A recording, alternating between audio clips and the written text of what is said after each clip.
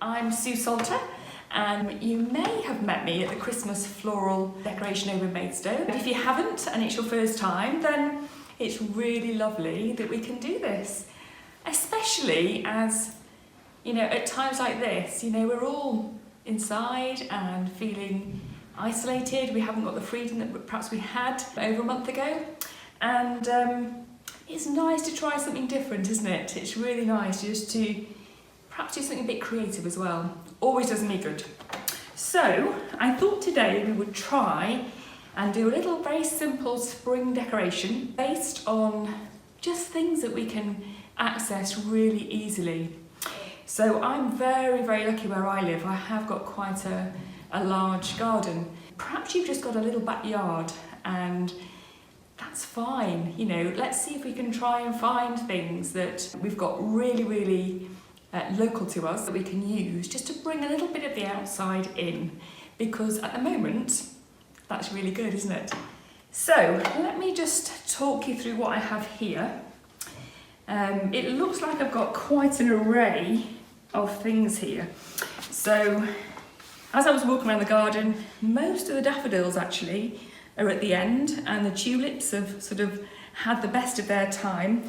These were some tulips that my friend bought me last week, but actually they're really on their last legs.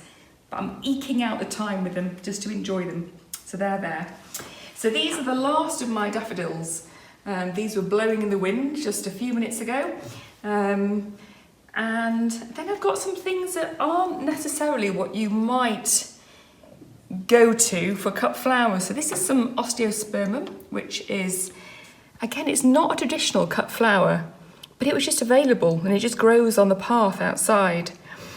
This is, well, some would say a weed. This is just cow parsley that you find in the hedgerows. But I really like it. I just think it's such a dainty little flower and it's just really pretty. These are just some wild roses that I had growing in my back garden. A lot of the roses actually aren't ready to bloom yet. We can see little buds. And I was excited to see this morning some buds on the hydrangea, which is probably my favourite garden flower and lovely for cut flowers as well. So we've got some wild roses. And then this you wouldn't think of putting in a decoration, but we have quite a lot of heather where I live, which is just really robust. So I've cut a bit of heather, some purple and some white to use, and see how we go with that as well. And then I've got a little bit of eucalyptus here, which is another favourite of mine. So let's have a go. So I was thinking of things that, as I say, are just readily available. You probably don't have oasis at the moment. You probably don't have vases, possibly, but everybody's got a bean tin. At the moment we're using lots of cans, aren't we, for our cooking, store cupboard things. So we've got some bean tins there, and then this is just a glass, a drinking glass, so really available.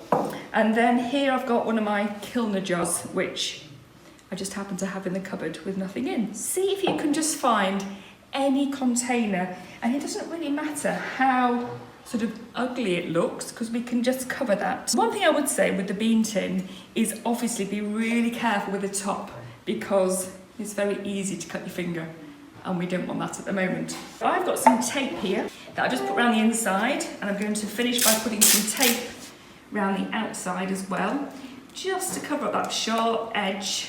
We don't want any injuries.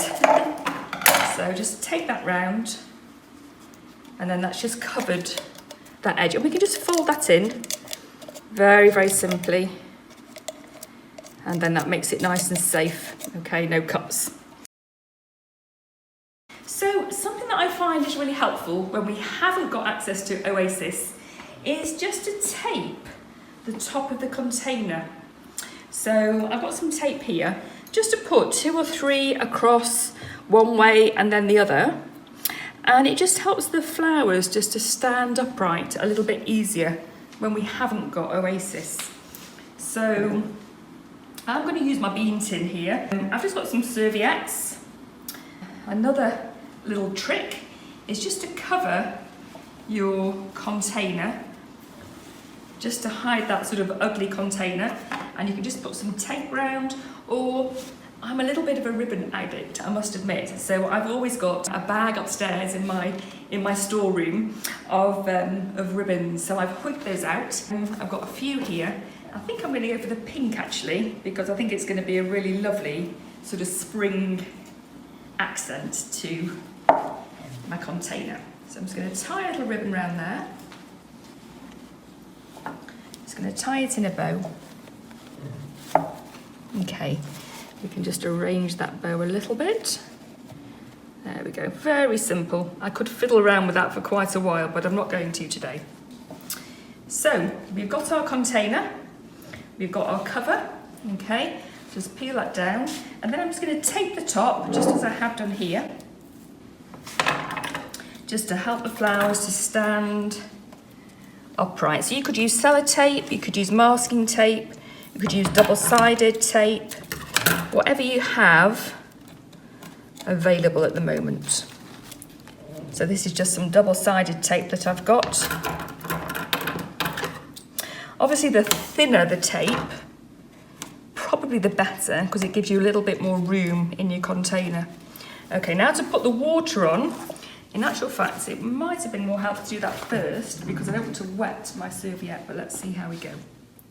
Just do it very carefully.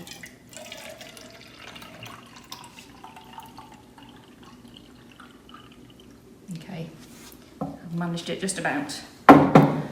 So that's our container. We've got our ribbon, we've got the tape across the top, and now to think about the flowers. I would suggest that you, if you can, go for 2 or 3 different varieties of green. So anything that's green, 2 or 3 varieties. So our class, this is green, and this is green, and I'm going to put my heather in the green category because some of it hasn't got flowers on, so green. And then if you can go for a couple of different flowers, then that's really great. I've actually got 3 here, but 2 would be absolutely fine. So I'm going to start with my eucalyptus. I'm going to take off the excess leaves so you've got more stalk. It's always good in floristry to use odd numbers. So if you can, go for 3s or 5s or 7s or 9s, then that's really, really advantageous. So I've got my 3 different eucalyptus, and then I'm going to go for my 3 heather. So I have cut some bits that are literally just green here. So again, take off the excess with the stalk. So you're just spreading those out. Actually, I'm going to cut those a little bit smaller. So something that is quite helpful actually when you're trying to measure how tall to cut them is to measure it against the side of the container. It just helps you to say, okay, I'm going to cut that much off the bottom, or I'm going to keep it taller. So it just helps measure. And I'm just using kitchen scissors actually, although I did use my clippers outside.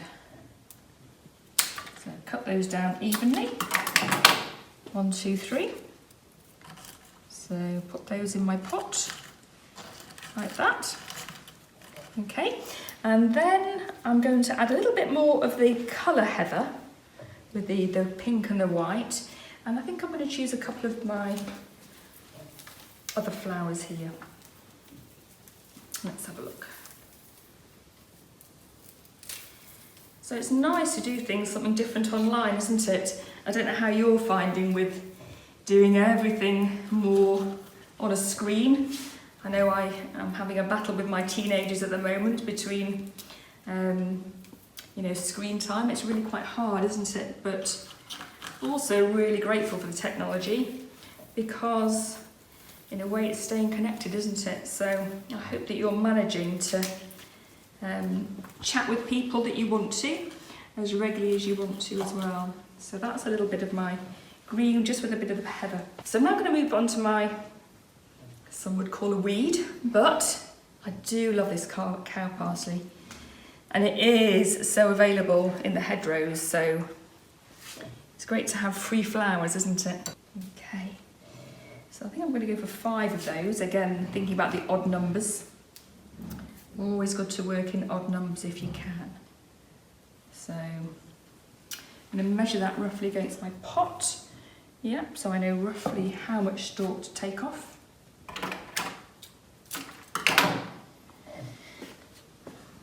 It's great to do something creative when you don't need a lot of materials to do it, isn't it?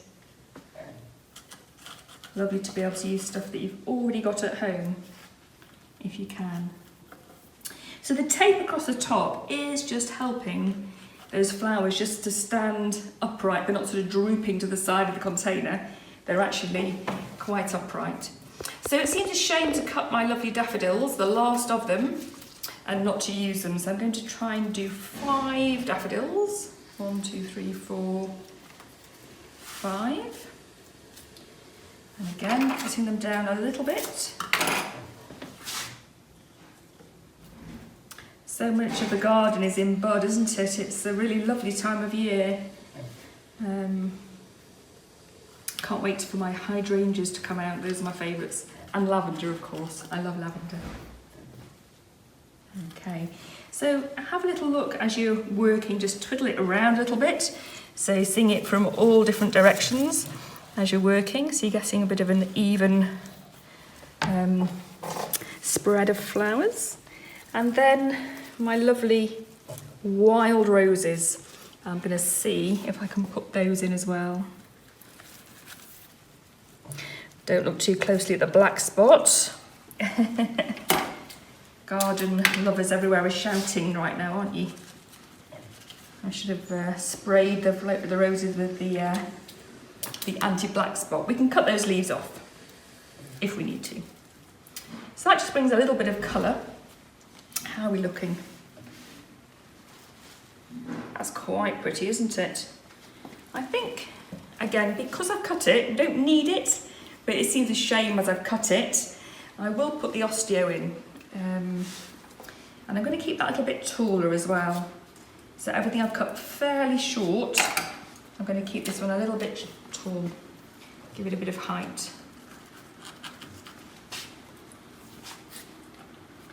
This really isn't a traditional cut flower, but at times like this you think, what's the worst that can happen? It might last for 2 or 3 days rather than a week, but it's a nice bit of colour on the kitchen windowsill or on your dining room table, even if it's just for a short time. That looks very pretty actually, doesn't it? Okay. So it might be that you just don't have any flowers at all in your place that's accessible. So you could just do some variations on green. You know, you can get these very lime greens and you can get the very red greens. You can also get just the very sort of Pantone green. But if you don't have flowers, then just look at a variegated leaf. It can still look really nice as well. So I think I'm going to leave it there. So we've got this cow parsley. I cut it over an hour ago, so it's a little bit droopy, but that should pick up.